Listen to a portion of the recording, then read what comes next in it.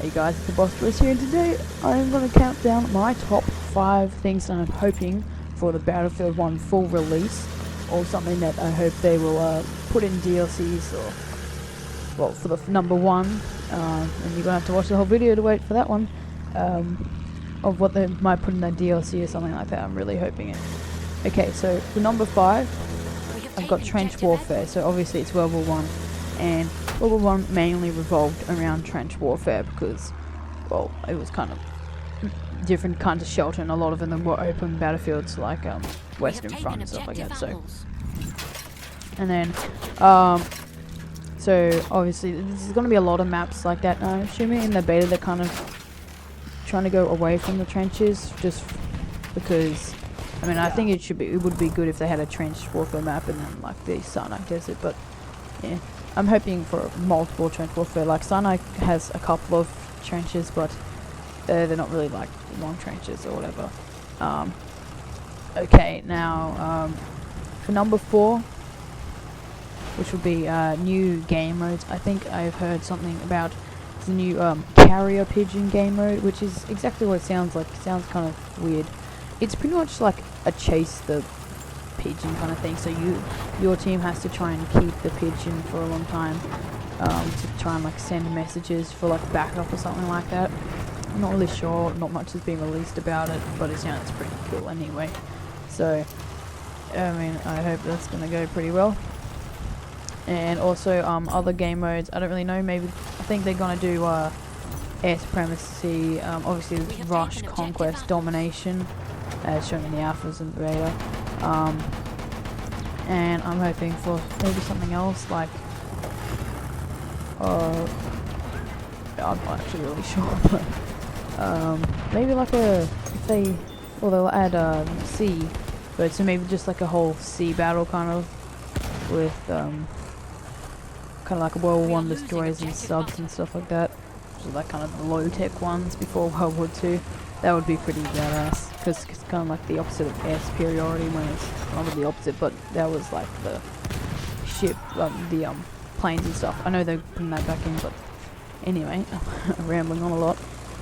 Number 3, I've got different kinds of nations, so obviously they're going to have to put like Germany or Russia and stuff involved, but at the moment just Sinai Desert.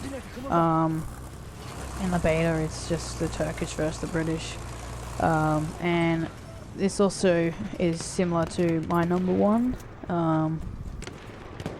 and so different nations obviously means, well, which leads on to number 2, these ones are kind of combined, which would be more maps. So different maps would be really cool. Like obviously it's going to go around the world with different nations and stuff, so they have where World War 1 obviously started, and this one also links back to number 1, where it started. You like main battles, obviously. Sinai I don't really know much about, but obviously key places and stuff like that. Now the number 1 spot is the ANZACs versus the Turkish. I don't know if you guys know, but ANZAC stands for Australian New Zealand Army Corps.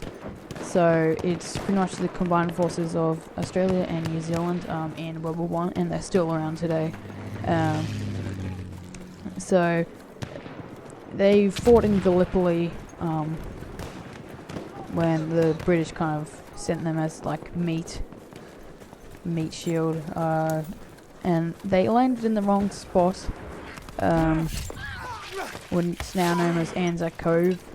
I'm not sure what it was called at the time, and pretty much it's a huge place with cliffs and whatnot, and it was a death trap pretty much,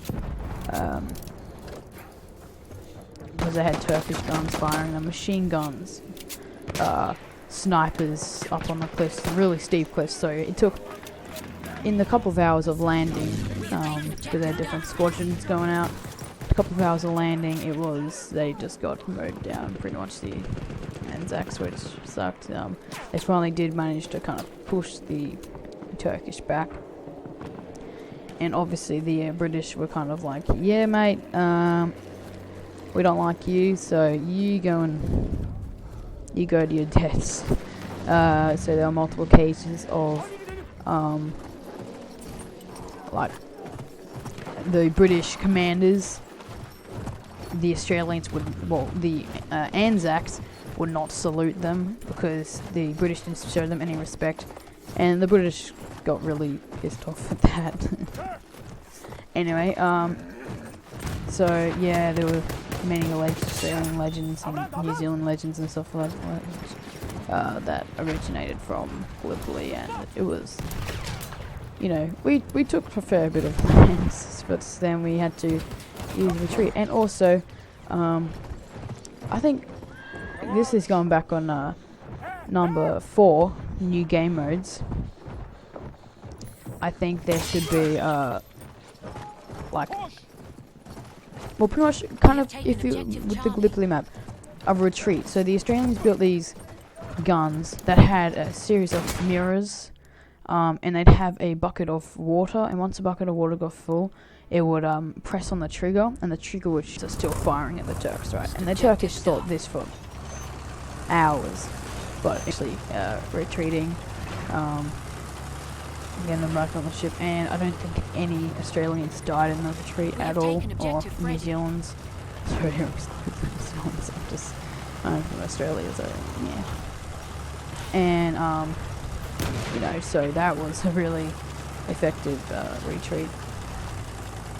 And then they got back on the boats and got sent home, or Western Film or whatever. And also, so I think that'd be a pretty cool game mode to like a kind of evac thing. I'm not sure how it would actually work. We have to try and like keep the Turkish at bay.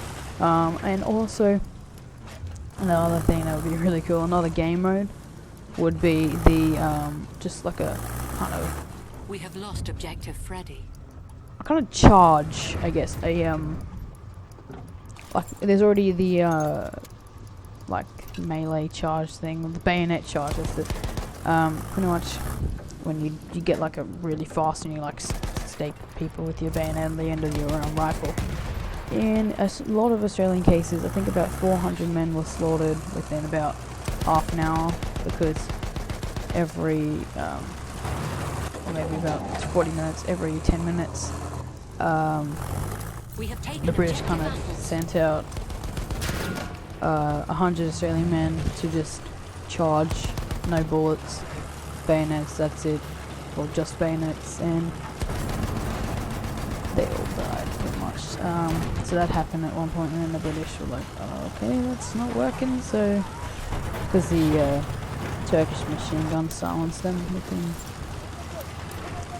a couple of seconds, so that was not very good. So yeah, I think these changes, or like what I'm hoping they implement in the future, be really cool. Because, you know, it's World War I game, so it's not like the modern day Battlefield 3, Battlefield 4, Battlefield Hardline kind of thing. It's they've and I think it's really, they've taken it the right way to go back in time, because everyone wanted them to make a World War II or World War I game or something around that time. Vietnam War, I don't know. They've already made it, but and they were also, everyone's also got a Call of Duty to go back in time, like World War or even the Modern Warfare game's really good, but no. Call of Duty just keeps getting progressively more futuristic.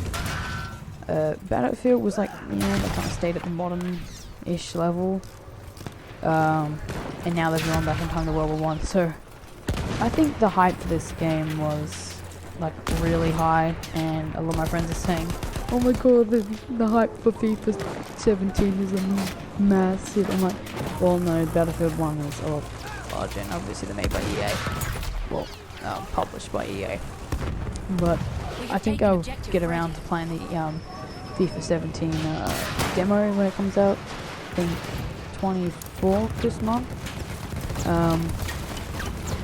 So yeah, expect to see some of that.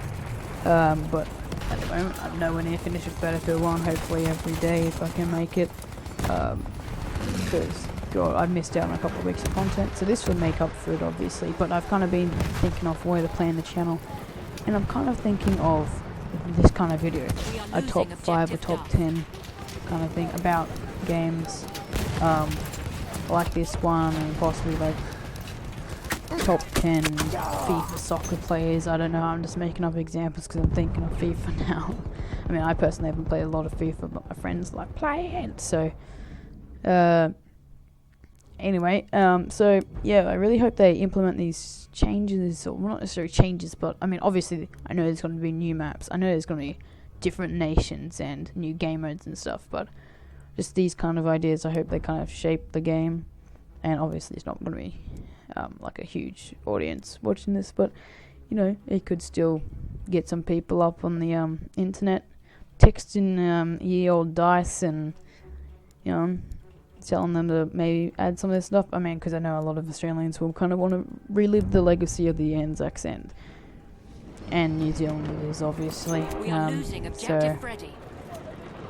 Yeah, I thank you guys for watching this video, and if you liked it, leave a like, comment, and subscribe, and see you guys in the next video. Thanks for watching, and prepare to see more Battlefield 1 content on the horizon.